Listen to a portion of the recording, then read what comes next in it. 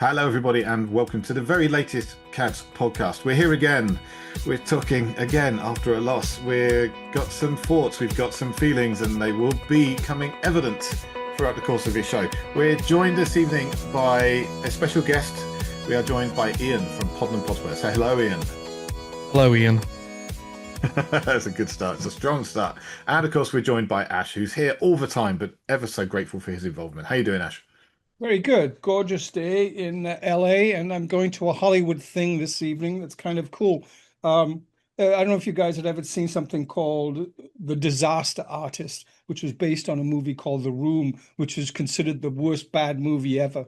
Well, the guy who wrote Disaster Artist is speaking tonight at this really cool event at a private club. So I'm really looking forward to finding a bit more. Anyway, we could talk about that on a separate thing. But anyway, the weekend did bum me out though. Yes. Well, I think we're going to have feelings. We're going to have words spoken about this. Yeah, on another day, the disaster feelings artist could be the could title be- of this pod. Yeah. It could be, absolutely. But who would Thomas we Frank Scott, contribute yeah. it to? That would be the issue. Can we only have one, or do we have to have five? Disaster artists would probably be the way to go. So I'm Artistes. going to let you guys, artists. We're going to let you guys talk it out. I'm going to let you give your thoughts before I jump in with mine. Iain, you're our guest for this evening. What were your thoughts? I'm really angry, Stu. I don't want to be that person, but I'm just going to unload a little bit, and maybe that'll drag us in a direction. You know, I feel like I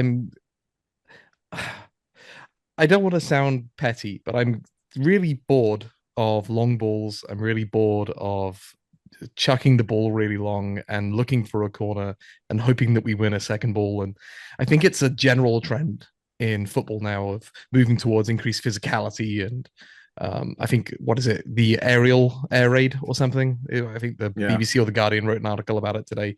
Potts talked about it a number of years ago. And it's just a really boring style of football that, in my opinion, is only attractive when you win. So the problem that we have at the moment is we're not winning at home, which should be our bread and butter. So I'm really frustrated with that. I'm really frustrated with the double pivot of Bentancur and Paulinho.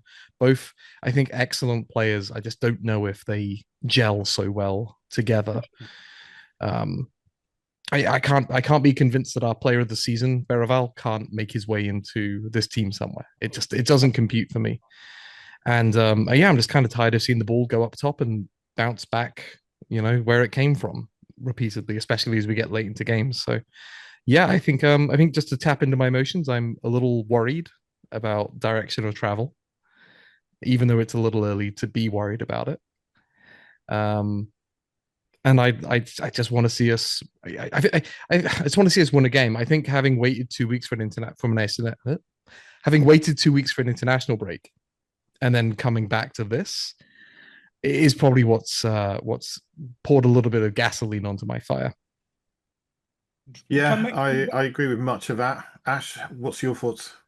Iain, much of this, would you say dross? Dirge? Any other D word can we use? Dreadful. And I had to get up at 6 o'clock, 5:45 in the morning to watch it. Listen, you got to give him the benefit of the fact he is a new. He's got new players. It's a new manager. It's a new system. The upper echelons is new. The whole thing is new. So in some respects, we really have to give him time. Well, first of all, because what's the alternative?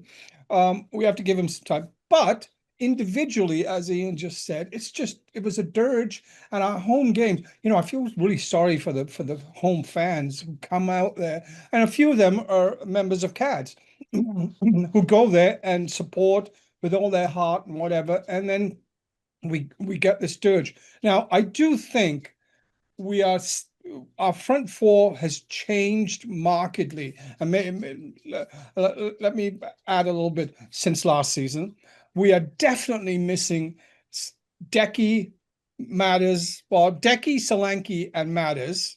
Definitely for their own creative and also hold up skills and whatever. Definitely missing them. And I think I got to hand it to him. He tried it last game when we beat Leeds. and he did it again on the weekend. He played with that front four, very youngish, relatively fast players, and then he played with, as Iain said, that double pivot. The thinking, I'm sure his thinking was, if I'm going to play four really fast young players, let's hope that they actually can create and get the job done. So I'll need a little bit more behind them to back them up. I think he was saying, let's try this and see if it works. It worked against Leeds. It didn't work on the weekend. And yet we weren't horrible. We just were kind of as long ball, long throw-ins, whatever. We did have some chances, but I think we're desperately missing that creative spark. Now, just before I hand it off, David Weeks made one of his sardonic comments about Xavi and called him a 60 million euro heel, Brian Heel. And I just cracked up going, well, you know what? He could be. he could be. I don't know if he's built for the Premier League, but same thing. Well, give him a chance to see if he can. But if that's all we got and Kudus, then we don't have much else. And also, Iain, as you said, why isn't Bergvall playing? I mean, come on. Or even Sarr. In the 78th minute after making him stand on the sidelines for 7 minutes. Yeah, so I think there are, I know what Frank was trying, but I think he can be criticized for some things that he's doing. Yep. So my thoughts on the game. We were the better team for long periods, but being the better team is not enough if you do not score the goals or even create really good chances. We made some good chances. We made better chances than Aston Villa. They took their chances extremely well. The Morgan Rogers goal was fantastic. The Buendia goal was very good, but it was there were slips and there were people playing people aside where they shouldn't have been. In an ideal world, that one gets ruled out, either stopped because somebody is in the right position or ruled out because there's a player blocking the goalkeeper's view who's offside. But people weren't in the right position and people were not moving in the right ways and we got hurt. But that was always the risk. If you're going into a second half 1-1 and you're not being proactive and you're not pushing to actually go and win the game, and I felt we actually dropped off a lot in the second half, then that's what's going to happen. You're always leaving yourself open to something exactly like that, which is why this episode is called "We've Seen This Movie Before," because we have seen this so many times at Tottenham. And we're not just talking over the last season or the last 3 seasons. I'm going back to Paul Robinson days where you could almost guarantee they'd be taking a long shot and it would be really troubling us if not scoring a goal through pretty much the entire season. And I had the same problem then as I've got now. We are not positioning players in exactly the right place to make sure that we're stopping players from taking long shots that put our goalkeeper at risk. And people have been critical about Vicario. And I think there are criticisms that can be made about Vicario. But if you look at his numbers throughout the season, he's something like number 1 for denying goals to the opposition. He's great at claiming crosses. You know, his actual distribution from the back is better than people give him credit for. Clean sheets. I think all of those numbers look really good with him. But people like to concentrate on what he doesn't do so well. You know, or even sometimes make it up. It's like ChatGPT's looking at his numbers and hallucinating some results. But for me, you need to have the balance of midfield right. If you haven't got your balance in midfield right, everything falls apart. And Palhinha and Bentancur are too defensive. They do not push up. They do not offer any kind of support to our attacking players. And we've got this massive gulf in the middle. We've got a bank of defensive players and then we've got 4 players at the top. And Absolutely. Nothing in between. Absolutely. And one of the things that Frank was doing when he was at Brentford was making sure that there were players breaking through the middle and distributing balls quickly to the wide players. And we're not even doing that. We're not getting balls quickly to wide players. We're letting the opposition get themselves set and in place, and then we're giving them the ball. So no wonder we're struggling. Okay, just because I've never watched Brentford that much. So who were those guys breaking through the middle? Was it the fullbacks or who was doing that? or was it their So midfielders?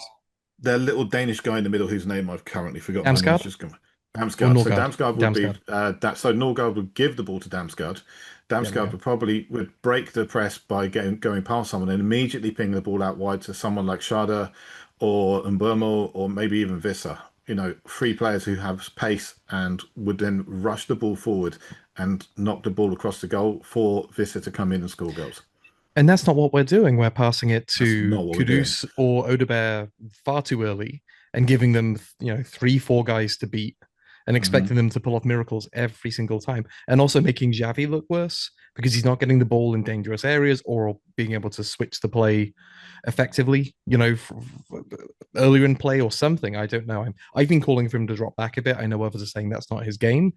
I think we do need to consider whether we look at that in training, a bit like Madison did last year, to come help out Bentancur and Paulinho if we're going to keep persevering. But yeah, all of our problems are coming from that this central midfield black hole in both attack and defense, and it's making Vic look worse. It's making our attackers look worse. Regarding Vic, I don't think he's that bad. I don't think he's a problem as much as other places in our team are. And so he's a bit of a victim of narrative constantly throughout his Spurs career. Yeah, because it was a case of before he was not able to come out and claim a cross. He's not able to defend free kicks.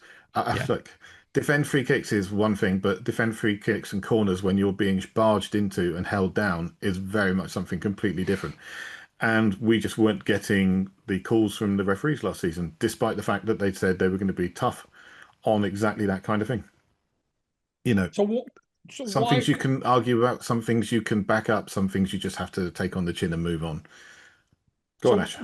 Why is Frank persisting with this double pivot situation if our player of the season, who can receive the ball on the half turn and progress it, because that's what he was doing last season? What's going on with Frank? I offered an explanation. Okay, we're going to run these four guys and we'll set up defense first at the back. And for the most part, we did, except for those two long shots. So what is it in his thinking? He probably is not going to do it against Monaco. Probably Bergvall is going to be playing or Sarr against Monaco. So what's his thinking? Well, can he not see what we see? Can I take this, Stu? Is that okay? Go for it. So I think Bergvall is more of a chaos player. He's more of a player who benefits from unsettled defenses and generating sort of not chaotic attacks, but less predictable attacks, which is in some ways a good thing. But I think in the Premier League, especially against more elite teams, and let's face it, Villa were competing with us for Champions League last year. With somebody like Bentancur, you do get a bit more stability and control, even if that control isn't coupled with forward momentum. So I think Premier League managers are kind of skittish, scaredy cats in some ways, that they will value an experienced player who will give them consistency over threat and risk, because that threat and risk comes with turning the ball over and inviting attacks back onto you. And I think that's why Bergvall has he hasn't evolved into that player yet, from what I've seen. But he hasn't even been given that chance to this year either. And I'm glad you brought up Sarr, because I think a lot of our attacking prowess dropped off when we stopped starting Sarr so much. He was winning the ball. He was available for passes. He was always giving somebody an out ball, and he's just been dropped to the bench. And I think that there's been a drop off in our attacking play that's coincided with us losing Sarr from the starting 11, in my opinion. So I'd like to see a way back into the team for him. It's disappointing for me to see Sarr starting games on the bench, because Sarr has been the bright shining light to our start of the season. When he's played extremely good. Pre-season, he shone. He was fantastic, and he's added goals to his game now. And suddenly we're seeing a player who's kind of fitting the player that we all thought he might be when he first joined. The long legs. A lot of people were unhappy with the comparison, but those Patrick Vieira comparisons starting to bear some fruit now. Long legs, decent passing range, gets around the pitch, and also scores the occasional goal. I'll be honest, didn't like Patrick Vieira as a man, but I thought he was a fantastic player. And if we could just get someone like that, it would be excellent. So I would love to see him fit in the side, but we've got so many decent pieces. Where do you fit them all on the board now? You know, is Bergvall a 10? I personally don't think Bergvall is a 10. I think he's an 8. I think he, let him shuffle around the pitch, let him move around. But Frank has said publicly that he wants him to be smarter with his runs and not do so much running. He wants him to be smart with his runs and make sure that he's causing a threat when he makes the movement instead of being the threat, if that makes sense. See, Okay. Go ahead. Go on. Go on. You got a question? Go for it. Earlier until the last couple of games, and I don't know if Frank bowed to pressure, he was using Xavi on the left, which meant that Bergvall and or Sarr were actually playing in the midfield. And not bad, actually. And I could see what he was trying to do, because actually when Xavi starts out on the left, he actually drifts inside anyway to an inside left position. So he's not playing as a winger. He's drifting inside anyway. So I'm wondering if you've bowed to pressure, play Xavi in the 10. And if you do that, then you're one of those guys, if not both of them, Bergvall and Sarr, go out of the team. So I would even like to see, stick him back on the left, or don't start him until he's up to snuff yet with the Premier League. And because Sarr and Bergvall are definitely up to snuff on the Premier League. And I think we're doing ourselves a disservice by just not playing them. I would argue that he is. If you look at his average position from yesterday's game, he's almost right on top of Odegaard. So even though he's ostensibly in the 10, he's drifting out wide onto his preferred side to try to get on the ball more, and so is therefore not in the 10 position that we need him to be in, which is slightly frustrating. We didn't even have a number 10 essentially then. I mean, if you look at we had average position. Who? We had Odegaard, who plays number 10 for France under-21s and did an excellent job during the international break. Scored multiple goals, created multiple chances, But he's one of those players who's damned by his flexibility, I feel. I really like Odegaard. I think Odegaard's got a lot of strength. But for me, he's played his best games down the right, not down the left. And unless we're going to take a chance and play him through the centre, we're still missing that left-sided actual attacking threat. And I almost guarantee that's where we look to spend our money in January. Because you look and you say, right, where is the player who's going to make that left side his own position? And we haven't got that player at the moment. And we tried to do that. We tried to do that with Savinho, and it didn't quite pay off. Yeah. So we'll see. We'll see if that plays out. I like Odegaard too. I thought he has had a couple of good games that if he was in a high-functioning team, you'd say, yeah, give this kid 10 games. He could be something special. He was taking shots yesterday that he wasn't in previous matches. He was standing up Matty Cash, didn't quite get the better of him when he possibly could have. And I don't know if that's a decision that he's made or a tactical instruction. Same with Xavi drifting out left. I don't know if Xavi's drifting out there to give Odegaard more support, which is then isolating Kudus on the right. We'll have to see. I like Odegaard. I like Xavi. Let me do one quick thing. You talk about Xavi not being Premier League ready. In that first half, Xavi won more duels than any other player in the Premier League in the first half of this weekend. So this is a guy who does battle. He does fight for it, and he's not as small as people think. He's about the same size as Brennan Johnson. No, he's not as tall as Brennan. He is deceptively tall. Not the best comparison there, Stu. Check. Brennan Johnson ain't the biggest, but he's a reasonable height for the Premier League. Brennan Johnson must be 6'1" or something like that. 6 foot or 6'1". And what is Xavi? About Come on. 6 foot. Come on, look it up. I can look it up. Yes, look it up. Ian, you talk while I look it up. Yeah, exactly. Okay. No, I was going to ask, because I didn't watch any of the game, just if Tel actually plays in the number 9 for the France under-21, because I don't know. If he does, that means he is getting a runouts in that position, which is not bad. So with Solanke not playing, and we've only other option is Richie, who seems to be mostly off the boil right now, although he always puts in an effort. Maybe we have to persist with that. People talk about putting Brennan Johnson there, but I don't think he can actually hold up the ball. Even though he can score goals, I don't know if he can actually hold up. Right? I think Tel was the right tactical decision yesterday for that game because of the high line that Villa play. Even if Richie was fit, I wouldn't necessarily want him playing up top because he hasn't got the hold up skill. We would have to start firing the ball, and we saw, to head, and we saw how well Villa were dealing with those coming into the box yesterday. And yeah, I think Tell running in behind offers a lot. And without Johnson in the team against a high line, you need somebody up there who's going to make runs in behind. And I think Tell should be capable of that a lot more than our other strikers, in my opinion. Yeah. Did you look it up, Stu? I did.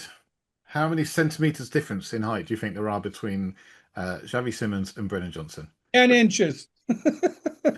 Centimeters. How many centimeters?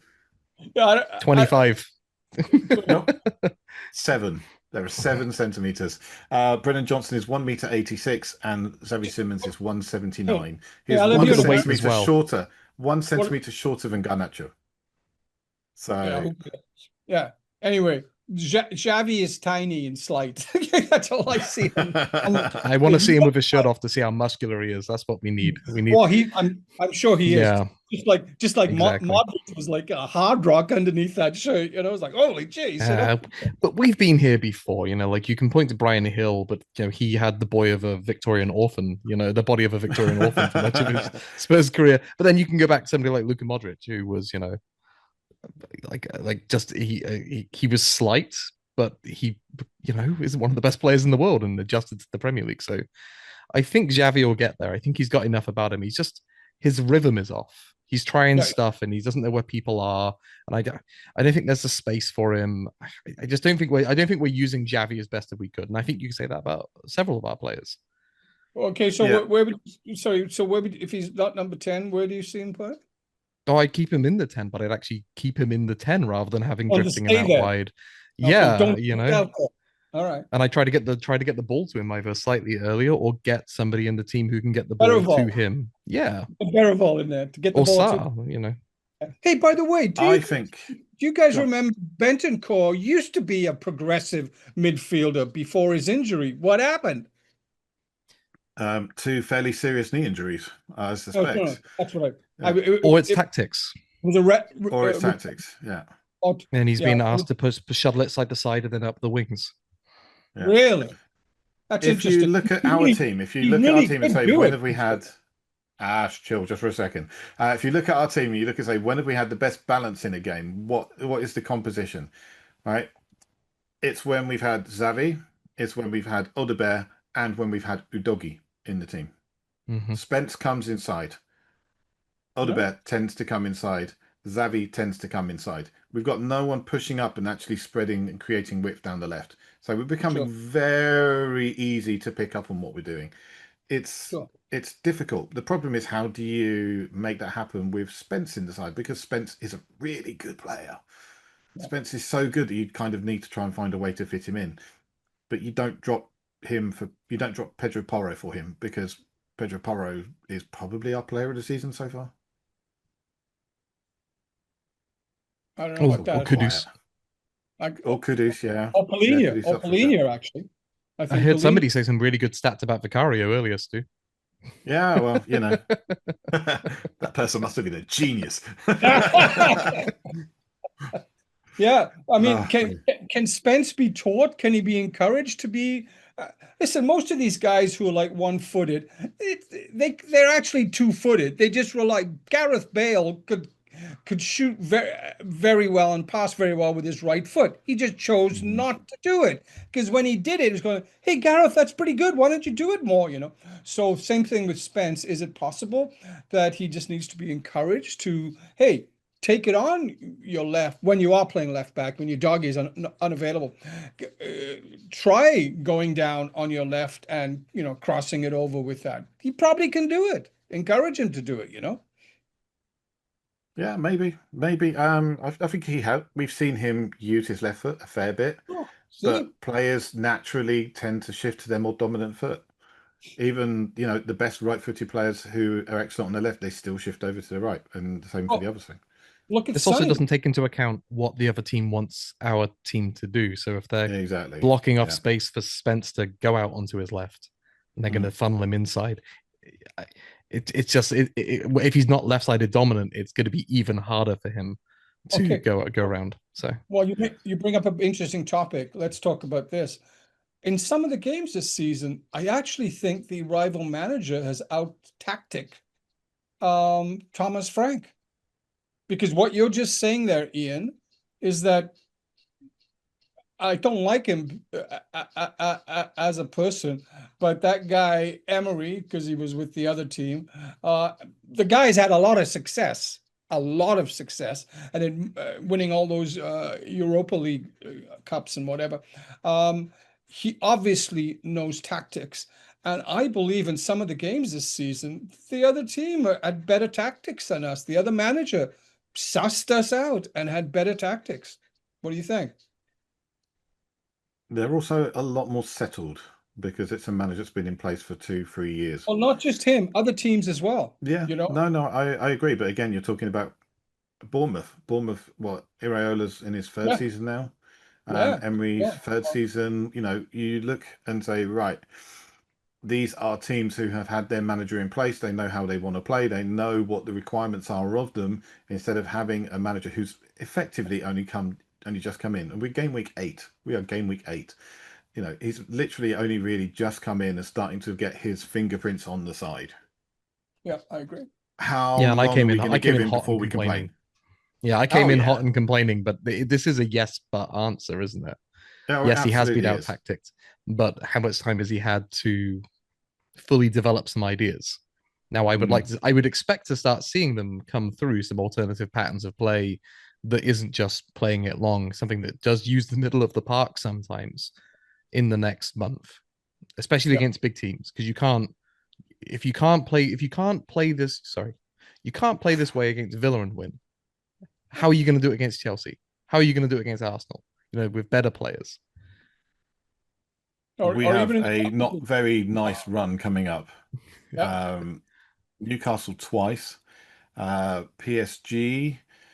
Who else we got in November? November's horrible. I don't know We've if you got guys have seen the day. Monaco on Wednesday, which is an away Monaco on game, Wednesday. Yeah, I'm which looking is an forward to that away one. game. It's not easy. No. We got Chelsea on the 1st of November. Then we got Copenhagen, which we should be okay on. Manchester United, which despite all of Manchester United failings, they're not going to be an easy team to beat. Arsenal they'll on be the out for blood. 23rd. Yeah, Arsenal on the 23rd, PSG on the 26th, and then Fulham, who we always struggle against, on the 29th. I'm not really looking forward to November. It could be a really rough month. Oh, Well, God, yeah, dear but you me. know what? Well, we got to put our men pants on and Big boy pants. Yeah. what is it called? Well, right, big boy pants. That's it. Put big boy pants on and step up. I've never been one in all my supporting career to say like, "Ooh, we got these teams coming up." Blah blah blah. It's like, you know what? Come on, put your big boy pants on and show up. I remember a few years ago, maybe it was under Poch, when we were playing. Oh my goodness, we're playing Chelsea and Arsenal like within 3 or 4 days of each other, and we did really well. Aaron Lennon scored a winner or something. We did really well in those two games. It's very important because I think it might have been the Leicester season when they won the league. But Well, the it was one importance of the those squad has become so much more than it was back then. 10 years ago. The bigger issue with bouncing from big team to big team to big team in quick succession now is that the players are physically exhausted because the physical intensity of the play style now. So we could roll out the same 11 with a few tweaks under Poch for many of those games, but now you do need to turn over the team a lot more, and I think that's what more concerns me. Is not that I don't think we can rise in a one-off game. It's having them all within the space of a month with our injury history and with knowing that we'll need to start resting players and seeing the drop off when we do rest our best players. Yeah, because we have no injury worries right now. Yeah, I mean everybody's tickety boo. We haven't had any players pull out in We've got pre-match warm-ups. We've got 3 starters. We have 3 stars. Well, are you sardonic? Fair 4. Okay. Yeah, Exactly. absolutely being sarcastic. I do exactly. apologize to anyone listening who did not get that coming across. Serious sarcasm there. We are top of the injury table with Chelsea. Both of us on 8 at the moment. Really? Top of the table. You'll never sing that. Yeah.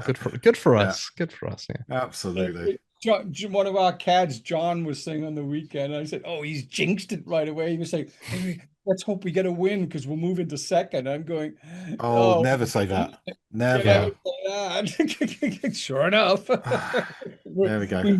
we moved into sixth as opposed to second. To be fair, we've talked about this before, but Thomas Frank's history at new clubs does not generally start very well. Like he Yes, lost the first eight out of the first nine yes. when he was at Bromby. He lost the first eight straight when he first went to Unbelievable. Brentford. He's Wow. actually had a really good start for his record. So, if this is the bad start that he's going to have, okay, we could actually end up winning the league if he manages to turn things around and get us into form. For those who are not watching on video, Iain is grimacing. He's pulling a face like you wouldn't believe. He's like, I can't believe he said it. I'm making note of the time. Yeah. If we win now, it could be genius. Yeah, exactly. What do we think about the Monaco game? Is he going to bring in Bergvall and or Sarr? Tell can't play, so probably Richie's going to come in. What do you Yeah, think, Iain? What do Stu, you what's the think? intel in France? So there's not really a lot coming out of it. I can tell you about the weather. It's all I can really say at the moment. But I think the general thought is there will be some changing of the guard. But then you look and say, who can we change? We can't bring in Udogi because he's injured. We can't bring in Christian Romero because he's injured. So our back four No, will are these probably guys remain the same. actually injured or are they just Yeah, not? Cuti Romero's injured. He's got an abductor injury, so he's going to be out for 3 weeks at Yeah, they've least. announced How it. long? I can't hear. What'd you say? You're going to be They what? announced and after the match he said he had an abductor injury, and today it's Yeah, been clarified and as a groin injury, which normally means 2 to 3 weeks. Um, oh, so okay. do we keep Vicario in goal, or do we give Kinski a chance? I wouldn't be against seeing Kinski given a game because despite reports of him not training very well, those are very old reports from last season. Hmm. Nobody's actually talking about how he's training this season under his current manager. Um, I think he should get some cup games, and this is a game that we Yes, can give him. absolutely. It's probably more interesting if you look at Monaco. Monaco are missing Eric Dyer, they're missing Paul Pogba, they've just changed their manager. They've started the Wow. season very, very poorly, getting draws where they probably should be picking up wins and losing some others. So, it's a game that we could actually go out to win. Our midfield will probably be more interesting. I doubt we'll be playing the double pivot of Pelinha and Bentancur. Bergvall, I'm sure, will be back. Maybe we'll be playing Sarr as well. Will Xavi Yes. start? Who knows? Who starts up front? Is it going to be But Randall Colomwani? they have Oh, Akalush as well, right? Akliouche, yeah. Yeah. Akliouche. I Yeah. put the L in the wrong place. Sorry. Yeah, he I'm did not saying indeed. anything about Moani, but he played in the World. Didn't he play in is the European final or the World Cup final or something like that? Didn't he? It was in the Club World Cup. He may have played in the World Cup final. I He think he might did, have. actually. Yeah. Yeah. So is he? First of all, I can't remember. Is he registered? And second of Yeah, all, could he do a he's job? registered. I thought when he came on against Aston Villa, the first thing he did was power into the box and knock over a Villa defender. And I was like, oh, this is a good start. Can we see trying to get him the ball a bit more often? And we did not. So, We yeah, got it to him once and he whiffed at it. We had a couple of well, those yesterday, which was frustrating. I think him and Tell both had some pretty Well, good opportunities and both sliced at the ball. yeah, yeah. And Johnson also, my boyo, missed a pretty easy shot, open shot inside the area at the end. So yeah. Yeah, so I think the midfield, I think Stu, you're right. I think we'll either start Bentancur or not or Polina, and then possibly with those two other young guys. That would be great. Can we get We could Gray in go a there somewhere? completely young midfield. We could start with Gray, Yeah, Bergvall, and Sarr, like we did absolutely, early on in the season. absolutely. That would be Can I'm we all right. get I'd be Gray in receptive. okay. there somewhere? You know? Gray Yeah, is still a player. I think there's a lot to come from him. He's still so I young. agree. They're all still Totally so agree. young. It's crazy. Did, did, But then did, you look and say, did right, well, in the Champions League matches, Kudus hasn't been starting as a given. So we're going to be playing Johnson down that side. Then who do we play down the left? Yeah, there's a lot of questions to be answered, I think, on that one. But it's going to be interesting. It'll be a fun game. I hope it's a fun game because I'm actually going. It's my first game live of the season. Oh yeah, you're So going. Yeah. yeah, I'm going down. I'm traveling down on Wednesday, and I'm meeting up with Marcel. Marcel's managed to Yeah. procure us some tickets, so I'm meeting up with him, and we'll be going to the match together, Is having a good is time Mon- with some CADS boys. is And heading Monaco back. on the coast? Is Monaco on the coast? Very much coastal, yeah, Okay. All but right. they're south, whereas I'm kind of like north, so I've Yeah, got yeah. a long way to Oh, go that's on fantastic. Wednesday. Oh, we'll get a good review of you and Marcel from the game. Yeah. Small Well, stadium, I'm right? taking. Sorry. Small stadium, isn't it? It's not only small, but it's also basically empty every time they play. Like Yeah. nobody in Monaco has any interest in going to watch Monaco play. Those billionaires on their yachts don't want to Yeah, go over they and see don't. the They're not team lose. interested. Yeah, they're no interest whatsoever. Last time I Mm, went, so I actually went to see them last time they played Spurs, and there was something like 6,000 people there in a 20,000 seat Really? stadium. Oh, It was dead. So yeah, I'm expecting kind of the same again. But luckily, it looks like I'll be going to the PSG game, so I might get a bit more atmosphere in that ooh. one. Oh, good. Yeah, Are you Yeah. in their home contacts. stadium? Are you sitting in with the home fans, or are you going to be with the away fans for I'm going to be Monaco? with the business people.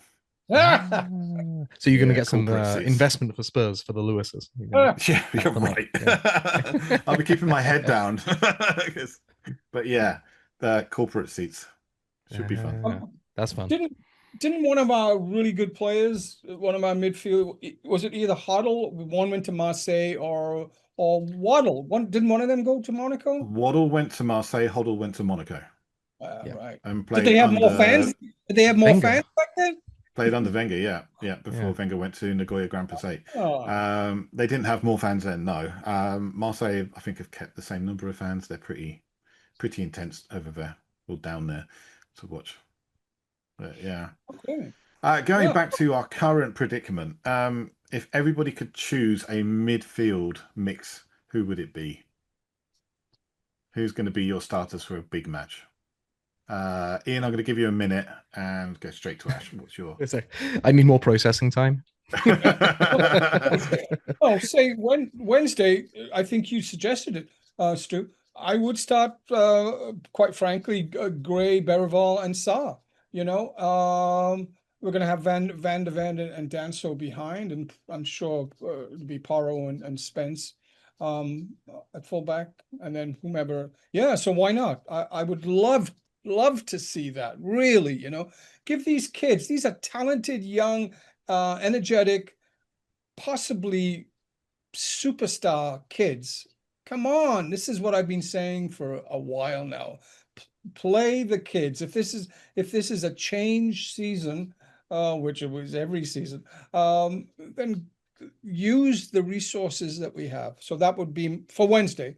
That would be my three guy. If we're playing like Chelsea or Arsenal, Polinia comes in and whatever there. But I would play those three guys. And if it means moving Xavi out to the left, then okay, Okay, Iain, what's your choice? No, well, if we're talking about Monaco, I think I'd like to see Xavi in the 10. I think we need to start getting his rhythm going. And I'd like to see Bergvall alongside him. I think we need to start showing him that he is important to our team.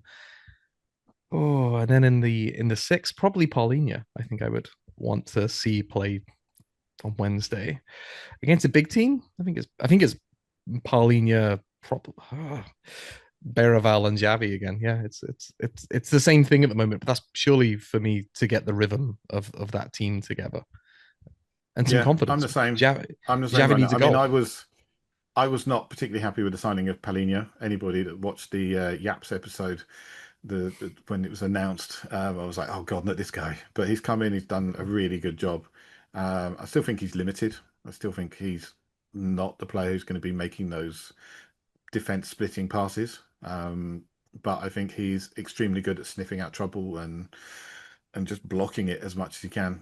But I think our best defense is a good offense, and I think the way we get a good offense is by making sure that we can move forward better, and we move forward by having someone like Bergvall in the side who can actually progress and give more support to our number 10, who probably will be Xavi, who then has a bit more freedom to either take on a player or find him find that on-rushing midfielder. How many times did Bentancur get forward and provide that? It's like, has it happened this season? Has he had a shot? Well, he's obviously had a shot because he scored. He did But, score a goal. Yeah, but that was It was a from beautiful corner goal or too. something. Well, very well Yeah. taken. But And it set up by wasn't from Paulinho. it wasn't from a flowing move going forward. So Great ball by Kudus though. That cross in on his left, very sweet But cross. so all three of us. Kudus is an absolute star. Kudus is a By the way- star, but we need the way we make the most of him is by taking a bit of the pressure off him. Mhm. But We're asking too much of him. all three of us dropped Bentancur for our midfield selections. We did. You know. Yeah. I think it's a bit I think- unfair, but it feels right at the moment. He's getting caught on the ball a little bit. We saw it Yeah. against Glimt. We saw Yeah. it yesterday against Villa. I That's think right. maybe he needs a bit of a break too. So I don't necessarily think it's completely a reflection of him being a terrible player.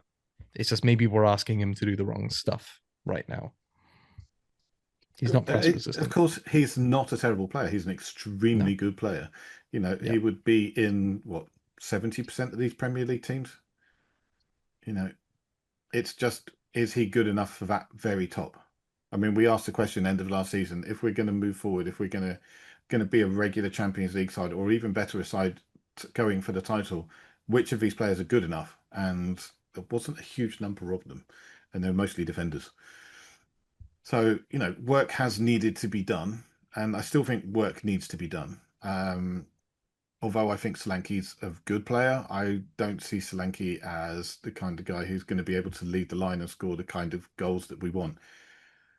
But at the same time, if you're going to play him, you need to change the way we play a little bit to make the best of him, because we're not doing that. So there's plenty of things that could change.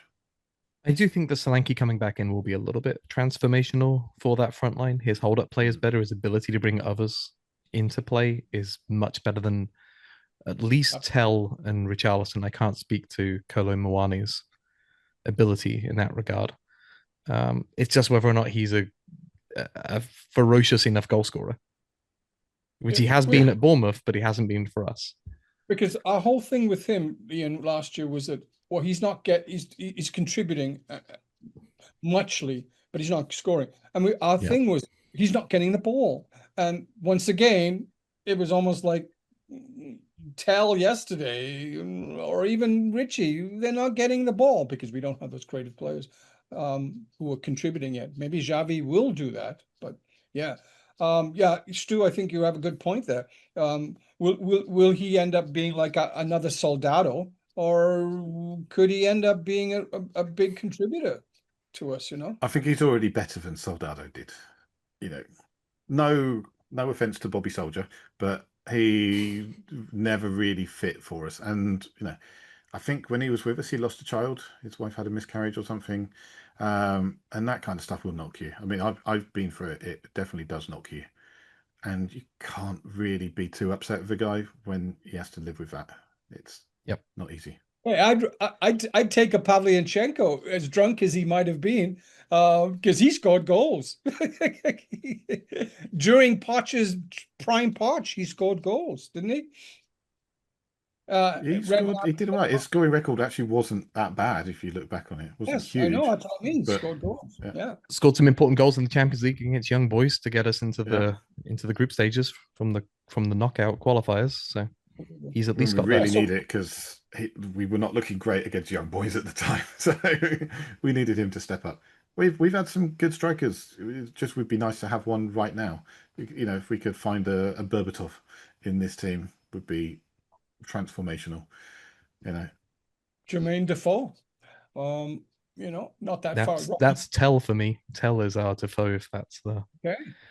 There's a lot of similarities. The way he gets the shot off is very, very Jermaine Defoe-esque. Very little backlift. Yeah. Very little backlift. You'd like to see us continue with Tell in the number 9, Iain?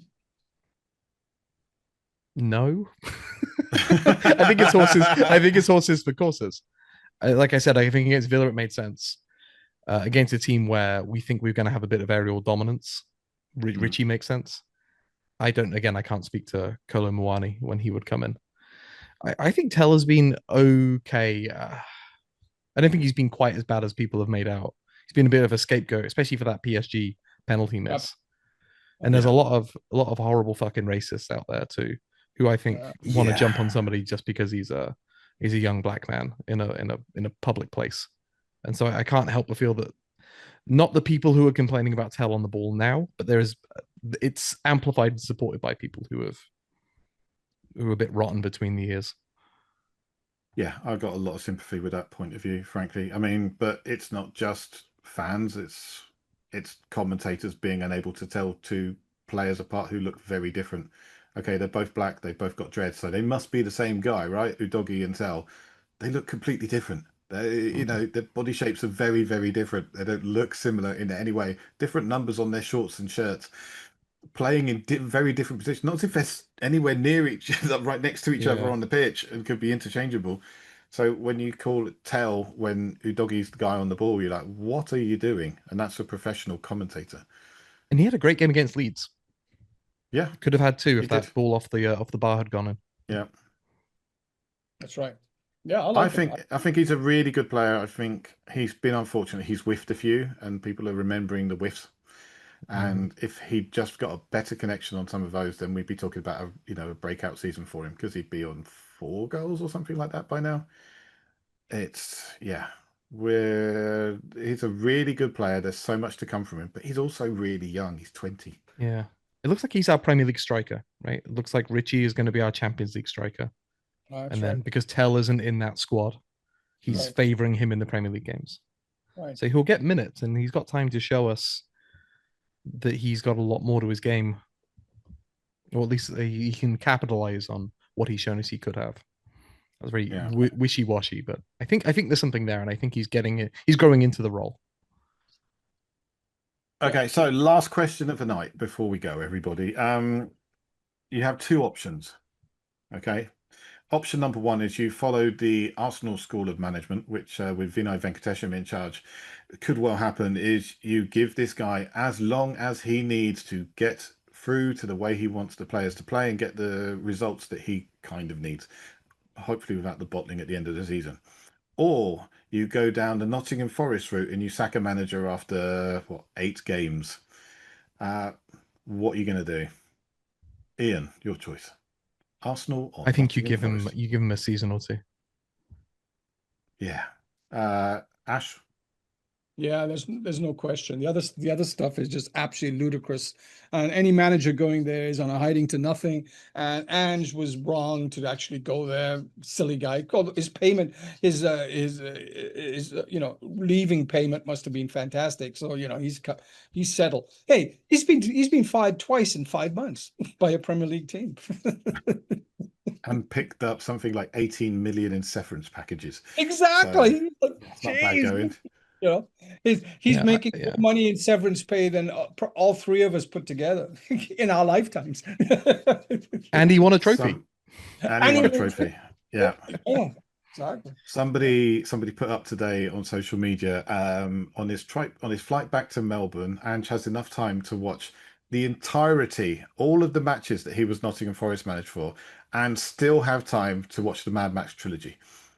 So yeah, wow, that's how little he was imposed for. I feel for him, but it was he's better than the that. wrong move. He's better than that. Absolutely. But looping back to Frank in the time that we need to give him.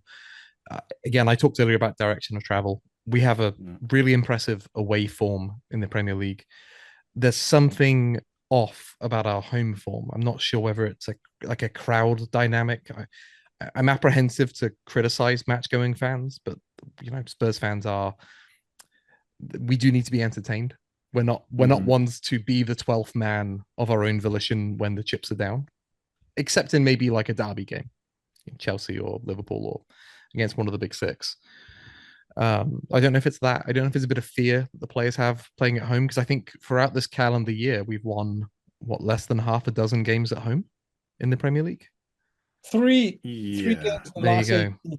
3 in the last 18 Premier League. And that's really not good enough. That needs to change.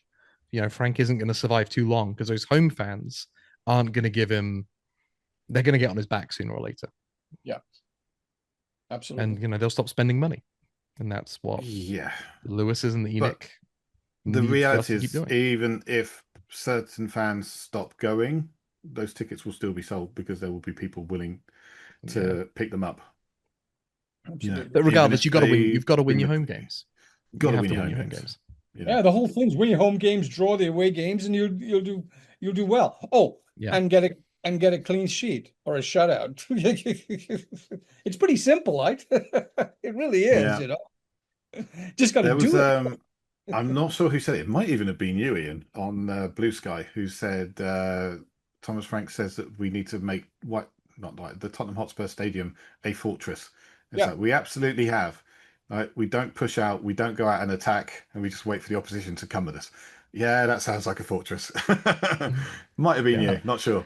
That wasn't me, and we're a bit more of a sandcastle than a fortress at the moment. Sadly, yeah. Go on. That's Go my on. good one for Okay. the day. All Yeah, right. that's what we will end it on. Maybe we should change the title, less of a fortress, more of a sandcastle. But we'll go from there. All right, gents.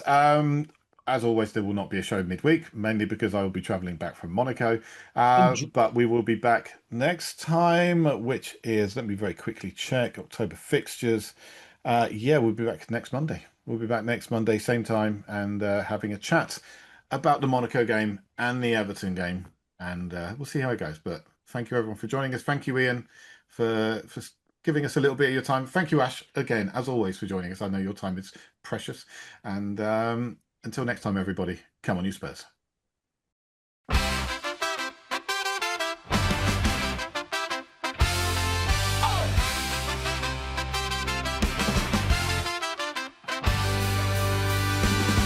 Gather round, lads, it's time for a cheer.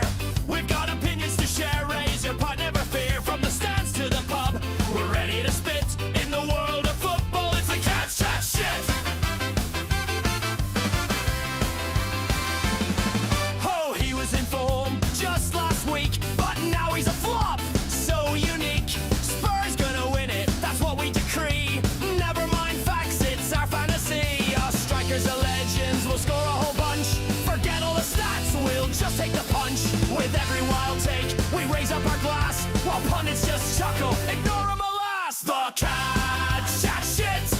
To the left and the right, we're taking a hit, so you know it's true. Hear the banter ignite, raise your voice loud, shout it out tonight. The CADS chat shit, we'll sing it again with a smile and a grin. Oh, here's to the boys, let's make it a trend. With a wink and a nudge, let the fun never end.